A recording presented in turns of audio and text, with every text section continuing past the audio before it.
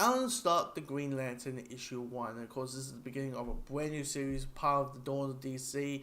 And I was like, hey, what's coming out? I want to, jump back into reading DC. I want to, read it regularly. I want to read the stories and all kind of stuff. And I was like, oh, trying to catch up with the whole Dawn DC stuff. And I was like, okay, very slowly though.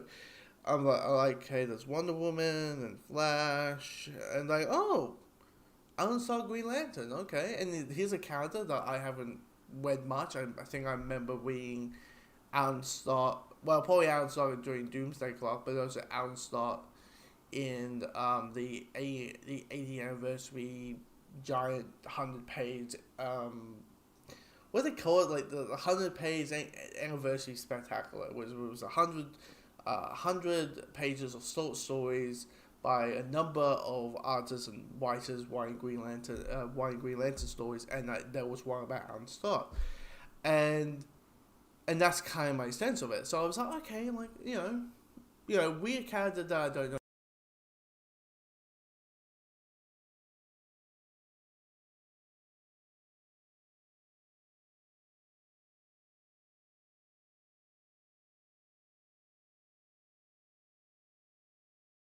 They were not. People were crying in outways where you just can't help but say, one, you never cared about Alan Scott to begin with. Two, you weren't even alive. You weren't even a spit of a sperm in the 1940s because your parents weren't even born or weren't born at that time to give a shit. And three, it makes the character three-dimensional. Knowing the love life, knowing his sexual orientation makes the character three-dimensional. Makes a character who originally was a stop there evildoer three-dimensional. Now, of course, I think when they introduce Alan Scott being gay, they kill his boyfriend in 2 issues later.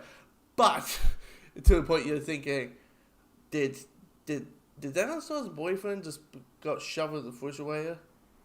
Westwards, and everyone's like, yes, that did happen. I was like, okay.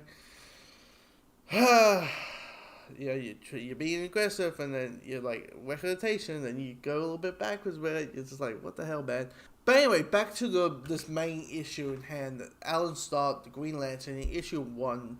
And I will say, knowing Alan Scott's not the most popular Green Lantern out there, this is going to be like a 4 or 5 issue series anyway. But this is a beautiful love story.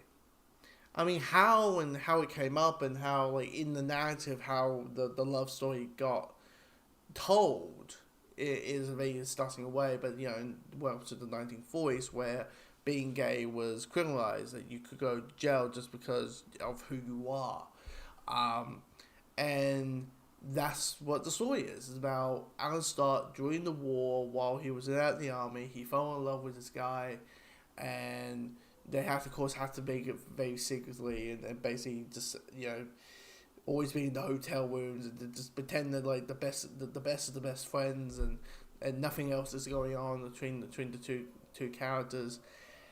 And you see slowly they drift apart, and I felt like I knew what the story was going on. Like, I knew that the nature of the story is going to be like, okay, the Johnny is going to, Alan's going to think Johnny is dead, but actually he's alive, and it's that whole, but turns out, but Johnny's probably also the bad guy, so you have emotional connection and emotional strain of it.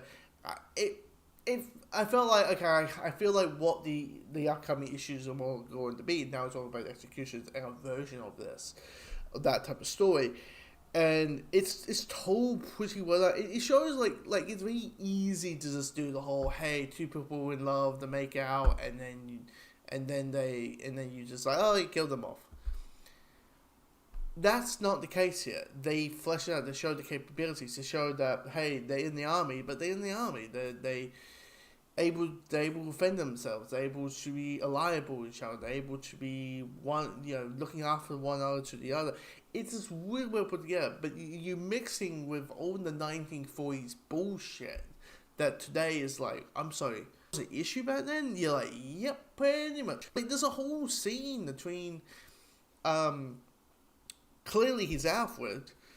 He's like, he doesn't like Alan doesn't want to join the Justice Society. The whole reason why J. Edgar Hoover in this story is like, well, out you being gay, or out you being homosexual, is if you don't join the Justice Society of America, if not, we'll release these pictures to the world, and you will be a criminal for the rest of your life. That type of stuff. He's blackmailing it, and you have the Alfred type character, saying like, "Fuck him, do it." But it's none of their fucking business. And look, I don't need to know what the hell you do, but at the end of the day, it's none of their business who you're in love with and who you are. It's meanwhile having this superhero adventure and having the big reveal. It's just, and for the setup, and when the heartbreak happens, you feel the heartbreak. You at least feel the emotion that's there. It's really well put together. So I just finished reading the first issue of the new Wonder Woman thing. Is it better than that? No. I think the Wonder Woman story already is like so up there. I'm like, oh my god. But is it good? It's pretty good. Would I read issue 2? I would read issue 2. This is really well put together that I really enjoyed. And of course it will piss people off because having gay characters in a story, people get pissed off, get their pants in a twist, or whatever you do. But yeah, I recommend it absolutely. Alan Scott, the Green Lantern, is a read.